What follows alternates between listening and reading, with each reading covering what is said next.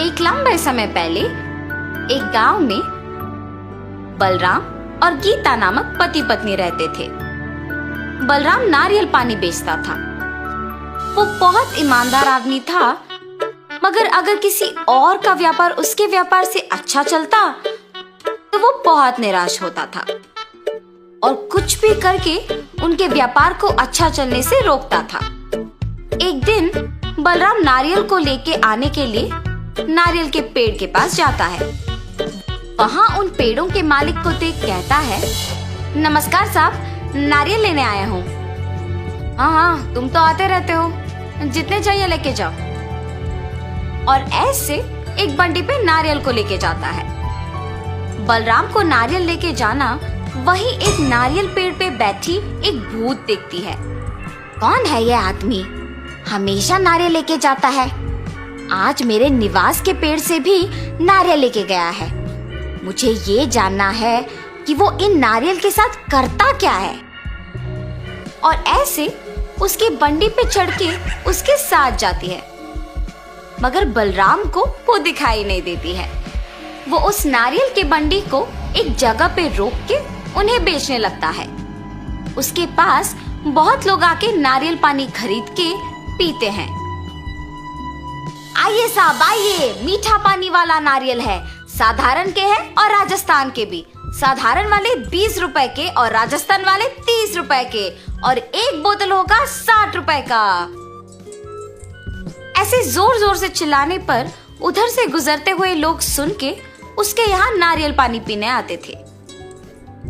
अरे बलराम, बड़े अच्छे नारियल दे रहे हो यार, पानी बहुत मीठा है, इसीलिए मैं हमेशा तुम्हारे ही पास आता हूँ नारियल पानी पीने। उस आदमी ने सच कहा है बलराम, मैं भी सिर्फ तुम्हारे पास आता हूँ नारियल पानी पीने। मैं बचपन से नारियल पानी का व्यापार कर रहा हूँ ना, इसीलिए मुझे अच्छे नारियल चुनना अच्छी तरह से आता है साहब। अच्छा, तो ये सबको नारियल पानी बेचता है, इसीलिए हमेशा नारियल लेके जाता है। इन सबकी बातें सुनकर मुझे भी नारियल पानी पीने का मन कर रहा है। ऐसे सोचकर वो भूत सामने नारियल पानी पी रहे आदमी के अंदर घुस जाती है और नारियल पानी का स्वाद लेती है। वाह, ये नारियल पानी तो बहुत मीठा और स्वादिष्ट है। मैं इसी आदमी के पास रहूंगी, ऐसे तो मैं हर रोज नारियल पानी पी सकती हूँ। हा हा हा।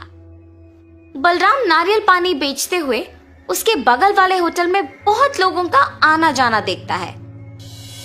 मैं अपने व्यापार में मग्न होके इस होटल को देख भी नहीं पाया। लगता है कि व्यापार तो बहुत अच्छा चल रहा है। कल से इसका काम तमाम करना ही मेरा काम है, तब तक मुझे शांति नहीं मिलेगी। अगले दिन होटल से एक आदमी बाहर आके नारियल पानी पीने बलराम के पास आता है। आप वहाँ पकौड़ी खा के आ रहे हैं? हाँ, वो बहुत अच्छे पकौड़ी बनाता है, मगर वो स्वच्छता से नहीं बनाता है, और इतना ही नहीं, पुराना आटा इस्तेमाल करता है साहब, इसीलिए कोई भी उसके होटल नहीं जाता है। हाँ, ऐसा है क्या?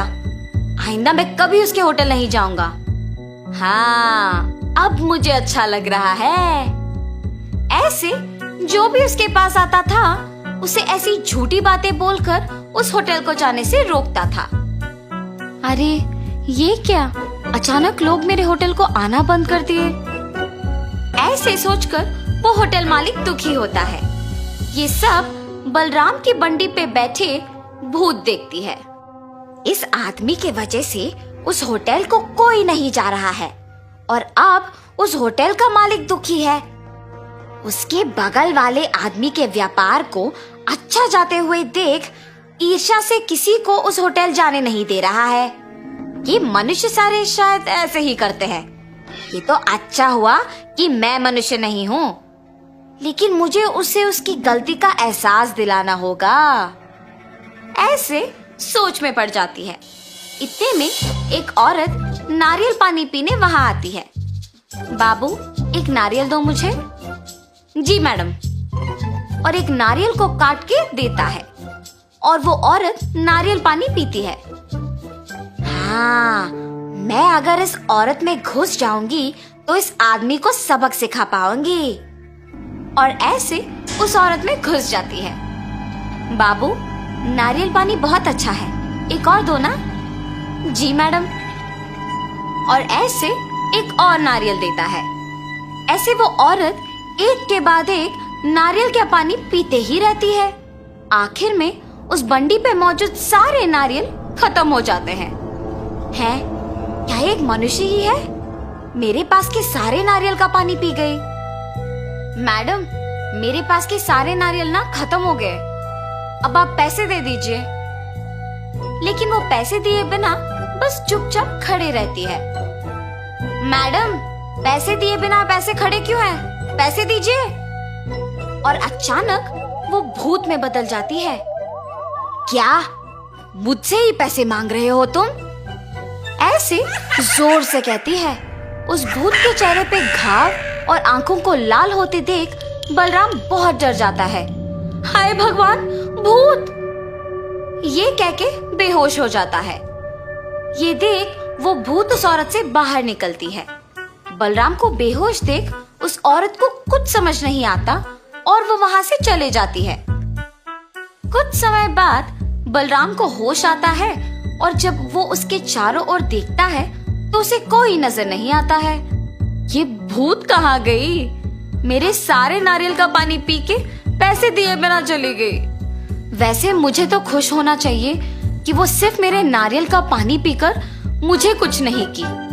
मुझे तो कल से दुकान लगाने के लिए भी डर लग रहा है। ऐसे सोचते हुए अगले दिन डरते हुए दुकान लगाता है। लगता है इसे कल का सबक काफी नहीं था। मुझे इसे कल से दुकान लगाने से ही रोकना होगा। इतने में उसके पास नारियल पानी पीने एक औरत आती है और कुछ आदमी भी आते हैं। ये देख वो भूत उस औरत में घुस जाती है। पहले उसको एक नारियल काट के देता है। वो नारियल पानी पी के पैसे दिए बिना जाने के लिए पीछे मुड़ती है। मैडम, मैडम, आप पैसे दिए बिना जा रहे हो? वो औरत भूत की तरह बदल के पीछे मुड़ती है। इतना जल्दी भूल गए मुझे कि पैसे मांग रहे हो? ऐसे जोर से कहती है। उसे डरावना दिखते देख वहां के सारे लोग भूत भूत करके चिल्लाते हुए भाग जाते हैं। बलराम भूत को देख कांपते रहता है। उसके बाद भूत भी वहां से चली जाती है। कुछ देर बाद बलराम वापस होश में आता है। आज भी वो भूत आई है। मेरे साथ और भी लोग उस भूत को देख भाग गए। कल से कोई भी मेरे पास नारियल पानी पीने नहीं आएगा। ऐसे सोचकर तब से नारियल पानी बेचने के लिए डर के घर पे ही रहता है। कुछ दिन बाद उसके बगल वाले होटल का मालिक बलराम का ना आना देख सभी की बातें सुनकर उसके घर जाता है। बलराम, बलराम, तुम यहाँ क्यों आए? मुझे पता है कि तुम्हारे साथ क्या हुआ। तुम निडर कल से आके वापस अपना दुकान लगाओ। तुम बहुत अच्छे हो। सबकी बातें सुनकर मुझे प्रोत्साहित करने आए हो। लेकिन मैंने क्या किया? तुम्हारे व्यापार को अच्छा चलते हुए देख ईर्ष्या से तुम्हारे व्यापार को नष्ट करने का प्रयत्न किया। मुझे माफ करो। जो कुछ भी हुआ उसे भूल जाओ। मेरा व्यापार अब अच्छा ही चल रहा है। मेरे व्यापार ऐसे अचानक रुकने की वजह से ही मुझे मेरे गलती का एहसास हुआ है। ऐसे जब कह रहा था वहां वो भूत आती है। अरे भूत, भूत! मुझे देख के डरो मत। मैं तुम दोनों को कुछ नहीं करूंगी। बलराम, तुम्हें तुम्हारी गलती का एहसास दिलाने के लिए ही मैंने ये सब किया है। अब जो तुम सुधर गए हो, मैं खुश हूं। अब मैं तुम्हारे पास नहीं आऊंगी। मैं अपने निवास की जगह चली जाऊंगी। ऐसे कह के वो भूत चली जाती है। अब से तुम नारियल का पानी बेचने आ जाओ। ऐसे कह के वो होटल का मालिक भी वहां से चला जाता है। तब से बलराम सबसे अच्छे से पेश आके बाकी लोगों के व्यापार से दूर रहते हुए उसके खुद के व्यापार पे दृष्टि लगा के मेहनत से काम करता है। उससे उसका व्यापार कुछ ही दिनों में विकास पाती है और वो एक बड़ा दुकान लगा के नारियल बेचते हुए अपने परिवार के साथ खुशी से रहता है। तो इस कहानी का नैतिक क्या है? दूसरों की सफलता देख ईर्ष्या से उनका काम बिगाड़ना हमें हमारे काम को दृष्टि से नहीं करने देता है और वो हमें नष्ट कर देता है। इसीलिए अपना काम ढंग से करो और दूसरों के काम में दखल अंदाजी मत करो।